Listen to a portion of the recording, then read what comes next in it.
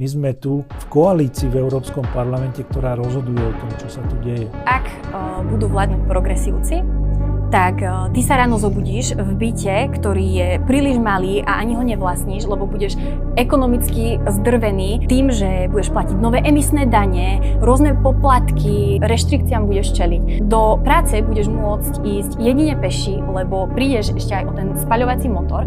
Ak sa dostaneš do práce a ak ťa náhodou niekto nedobodá alebo neznásilní, vďaka tomu, že nám tu progresívci podporujú migráciu, tak sa dostaneš do tej práce. Po pol hodine dostaneš hodinovú výpoveď, pretože niekomu povieš zlé zámeno. A ak proti tomu budeš protestovať, tak na teba zavolajú políciu, lebo už to bude trestný čin, presne tak, ako to majú progresívci vo svojom programe. A keď sa vrátiš domov a budeš čakať na to svoje jedno jediné dieťa, ktoré si ekonomicky ako tak mohol dovoliť, čakáš svoju dceru, ktorú si ráno poslal do školy, tak sa ti večer vráti syn, pretože neomarxisti ovládli školy. V prvom rade nemôžeme dopustiť to, aby progresívci a liberáli vládli, pretože takto bude vyzerať tento svet.